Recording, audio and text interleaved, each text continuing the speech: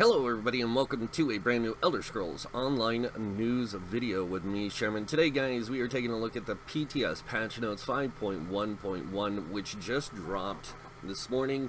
I was a little late to getting to these because I did sleep in today. I actually had a good night's sleep. It was kind of nice.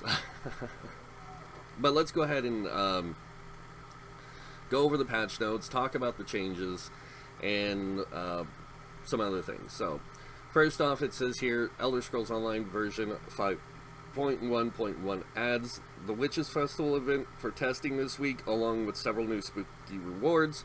We also implemented numerous fixes for the new Scalebreaker dungeons, and have made some adjustments to abilities and item sets. And this week, and in the weeks to come, we will continue to investigate the changes to healing and dots, the power level of some of the new and reworked item sets, and some of the reworked bonuses from abilities such as Onslaught.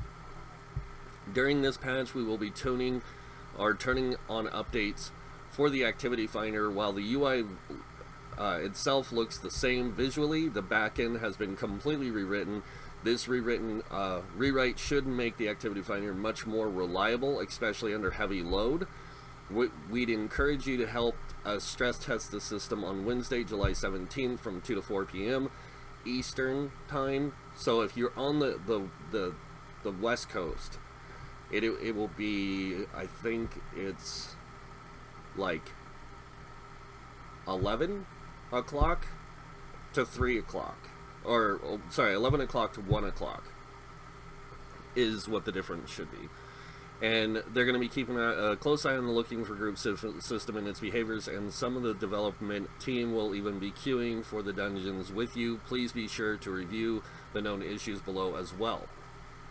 And they said they were continuing to monitor feedback surrounding everything on the PTS and appreciate all the threads, reports, and conversations. The size of the latest patch is 208 megabytes. Honestly, there wasn't a lot of changes done.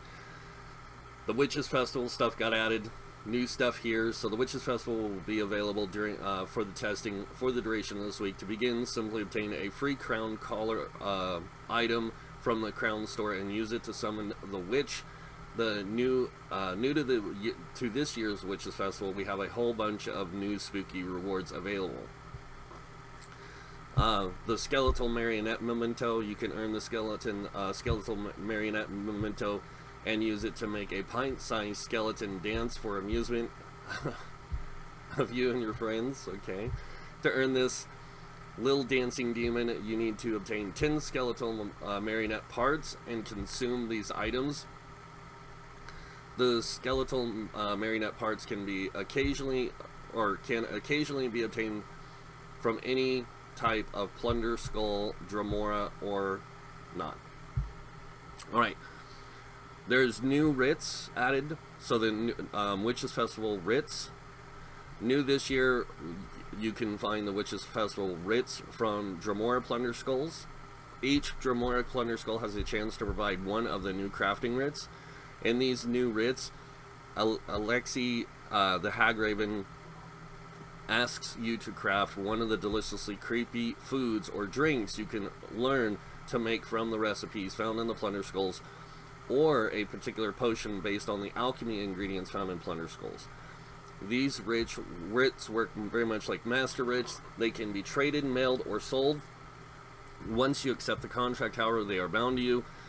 Completing 13 Witches Festival writs will earn you a Witch's Eternal Hat, perfect for the aspiring witch, and 28 Witches Festivals will earn you the title Witch, cementing your requisition or your reputation. The normal or whatever armor outfit styles, Dremora Plunderbox skulls now also include a chance to obtain this outfit style. The specific plunder skull doesn't matter. Any Dremora plunder skull can contain one of these outfit styles. The Glamoral treasure maps and weapon outfit styles, Dremora plunder skulls now have a chance to drop a new kind of treasure map, the Glamoral treasure map. These treasure maps lead you to a strange, creepy location scattered throughout Tamriel, and you may notice as you approach their designated location that the weather turns bleak and the air is tinged with magic. When you arrive at the destination, you will find a weapon awaiting a new master. Touch it and you'll obtain a outfit style page for that specific weapon. Each treasure map leads to a specific weapon, but the treasure map you obtain from a Jamora Plunder Skull is random. That's cool. The Dragon Horn Curio memento obtained by completing the quest, a Horn of Jadari. This quest will be unlocked at a future update, so look forward to it. Got it. Known issues, crown store stuff, skill lines are available for purchase in this patch for 1 crown. This is not the final price, but the Undaunted skill line is currently broken and it does not unlock properly on other characters. This will be fixed in a future PTS patch. Yeah. Alright, combat and gameplay. Many core abilities such as sprint, dodge, bass, and bar swapping can fail to occur if cast within 100 milliseconds of activating an ability. This is under investigation with high priority, and we're working on getting it fixed as quickly as possible. So this was a bug that they are working on getting fixed. Flame clinch, dizzying swing, and animation appear out of sync from the stuff and will be looked at and will be adjusted in a future patch. Trifocus is not currently proccing with a lightning staff, but it will be fixed in a future PTS patch. They're basically saying all this stuff comes later, like probably next week. 7th Legion is both proccing and not proccing. Yeah, we get it. Searing Heat does not currently keep up to the standards with our dot audit and will be adjusted in a future PTS patch. Miscellaneous. Battlegrounds are currently unavailable while we test the new system. Note that it will appear as though you can queue for it, but you won't be transferred into the battleground. Using a waste shrine after accepting a ready check, but before teleporting to the dungeon will result in you being stuck in the queue. If you leave the group at the end of the dungeon and queue for another dungeon, the UI will not correctly display your queue status after you are teleported out of the dungeon. If 2 players leave the dungeon mid-dungeon, you'll only be able to find 1 replacement under most circumstances. You may get a reward for doing a random dungeon even though you queued for a specific one. So those are known bugs. Fixes and improvements to Elsewhere, Morrowind. Scalebreaker got a lot of adjustments. There was a lot of bugs that some of us found within the dungeons. One of them didn't get fixed, so and that's the reset bug on, I think it was the Moongrave, not Moongrave Fame, it was on the layer of Marslock, and it was one of the parts where you're fighting Marslock. It was resetting constantly, so you couldn't get past it. And me and Killer Mac ran across that one, but it's not in this update to be fixed. I'm guessing they couldn't replicate it. Maybe it was just us. Maybe it was the fact that we went in with 2 people. I don't know. So a lot of changes to the Moongrave Fane. A lot of them are bug fixes, it looks like. The layer of Marslock had a lot of fixes as well. And then going into exploration itemization, the corruption of Marslock Memento now prevents you from mounting up while it's active. And they shorten the cooldown of the corruption of Marslock Memento to 10 seconds from 15 seconds. Alright, big changes. Here we go, guys. Combat abilities. This is the one everyone's really excited about seeing. Players sourced Oblivion damage will no longer bypass immunity on bosses. That's crap. No offense. Why give us this higher Oblivion damage capability if it's gonna get lowered? I mean, if you're just gonna lower it on bosses, it doesn't make sense. Stormcaller, the heavy attack from this ability and its morphs can no longer be interrupted. Okay. Adric Spear, puncturing strikes. The ability and its morphs will now use an older version of camera controls predating the adjustments of Murkmire. This was done to prevent many of the errors occurring explicitly with gamepad mode. Dawn's Wraith, Living Dark, reduced the healing from this ability by approximately 55%. The heal will be equal to the first tick of Unstable Core, but can happen twice as frequently and will allow for overall more effective power if you are constantly attacked. This was the original design, but the heal was incorrectly referencing as a much stronger heal, and thus leading to the chaos many of you saw. Oops. So that was on their end. They fixed it. Restoration Staff Healing Ward increased the heal strength of this ability to 100% of the shield's remaining strength from 25% of the strength, but it can no longer critically strike due to it being based off a previous value. This will continue to bypass Battle Spirit. We'll continue to investigate the strength and scaling mechanisms of this ability as the PTS cycle continues. Probably won't expect a change to this until towards the end. Bow Endless Hail fixed an issue where this ability was ending before dealing all 13 ticks of damage. One-handed and shield wall fixed an issue. If you were holding block while casting this ability, you were unable to activate ground targeting abilities. Thank you. That was really annoying. I'm glad they fixed it. Medium Armor Evasion. This ability in Shuffle Morph will no longer grant major expedition when you take area damage. Elude. The major expedition granted from this ability will no longer trigger off area of effect damage over time effects. Soul Magic, Soul Trap. This ability in Consuming Trap will now only hit one enemy instead of up to two. Soul Splitting Trap. This ability will now target 6 enemies instead of 3.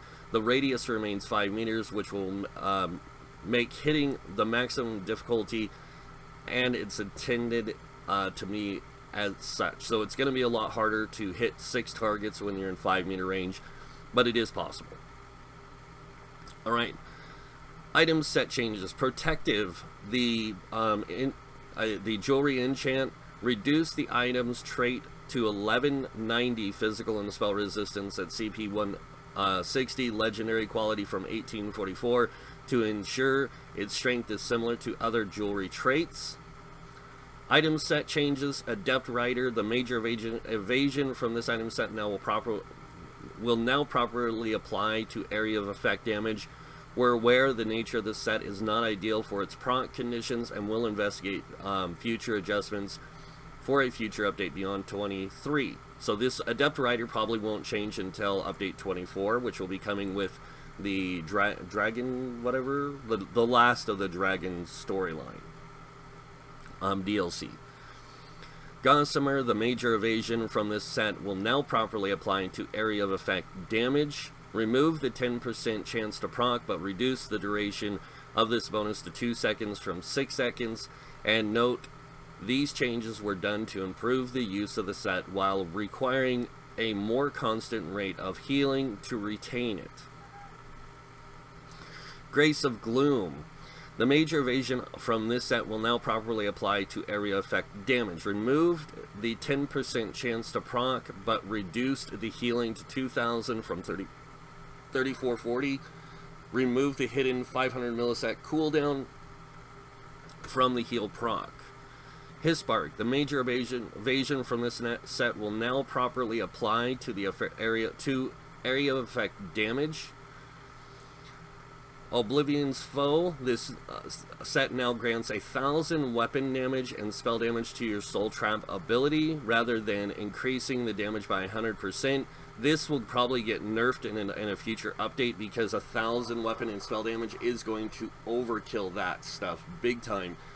I haven't tested it yet because I just woke up, like I said, and got started doing this video. So I am going to be testing Oblivion's Foe to see how bad it is, because that's a lot of weapon and spell damage.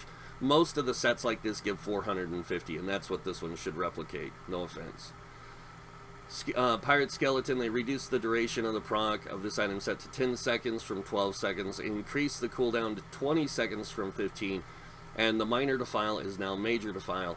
They say in here these changes were done to adhere to the set to our itemization standards, and was prioritized over others as a large call out by the community that this set was enabling far too much protection with too little drawback. Note, the tooltip currently states this still states minor defile and will be fixed in a future PTS patch.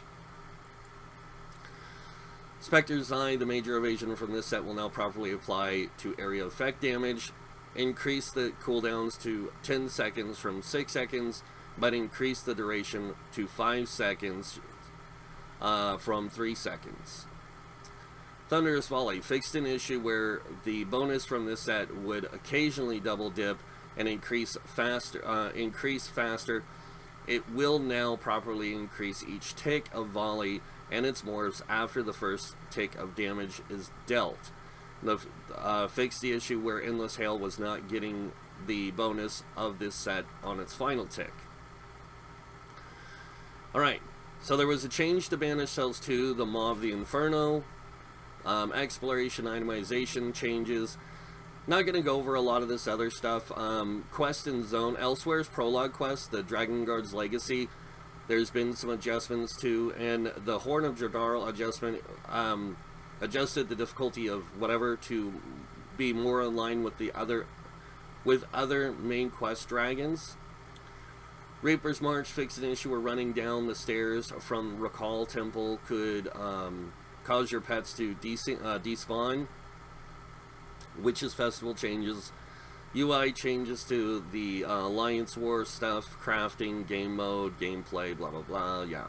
So all this stuff that is happening right now, these are what I tell people every time. Every patch, every PTS, the first patch is always a minor patch, and that's because they can't gather enough data within the first week, is my guess, to garner any major changes. They want to see how things are being used by the community on the PTS. So if you do not have access to the PTS because you're on console and stuff, I understand, but if you have a PC system and you can get on PTS, I would advise getting on PTS, testing this stuff yourself before you go crazy, because that's where you're going to see the changes, is on the PTS. You won't see the changes when somebody just posts pictures and posts words. You don't physically see anything. Get on the PTS, test the stuff yourself. You're gonna see a lot of these changes that are being made are going to affect things in a certain way, yes, but they are not doing it as, it is not as negatively affected as possible. The other thing I want to mention here is with the orbs change to one active per caster, they need to do the same thing with Templar's Aedric Spear, or they need to take away the resource return from Aedric Spear.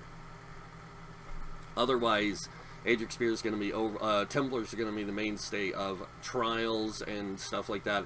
And if the devs are going to continue down this path, just make it so all classes just have a freaking required role. Quit doing this bounce around the bush thing. It's getting annoying. But that's pretty much my thoughts on this PTS patch notes. There's a lot of things that are going on that a lot of people aren't seeing because they're just reading the forums. They're just reading Reddit. They're not on the PTS actually testing things. So before you go and start jumping on the bandwagon of what everyone's saying on the forums and on the Reddit and on other places, get on PTS, test the stuff yourself. Otherwise, wait to hear from the rest of us that are actually testing this stuff. Because I can tell you, in my first week of testing, I saw very little changes in my DPS. Now, I will admit, structure or entropy and the soul trap ability, those need to be looked at because their DPS is scaling a little too high over other damage over time single target abilities. And now that the one has an application to 6 targets, it needs to be treated as an AoE, not a single target. That means its cost and its damage it does needs to be adjusted to that. And I hope the devs are truly watching these two abilities, because a lot of people are turning these into things just like they did with the one update where people were saying that it's time to build for super high crit, and the devs went in and put in right at the last second on the day of launch, they went in and put a bunch of changes that altered how things worked. So a lot of people got pissed because those changes happened right at launch. They're going to change this stuff. They're going to have to do it soon.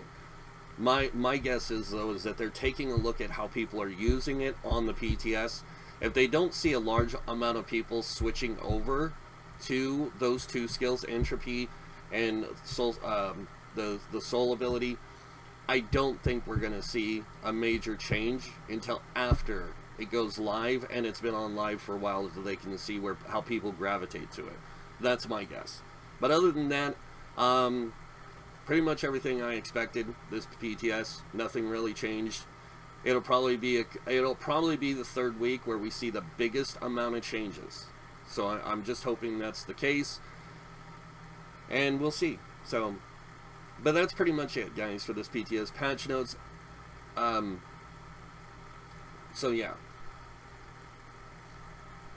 And you guys know what that means. If you guys like this video, go ahead and hit the like button. If you guys want to see more videos by me, you can subscribe. Other than that, I want to thank you all for watching. Until next time, have a wonderful day. And this guy might see you in game. Bye.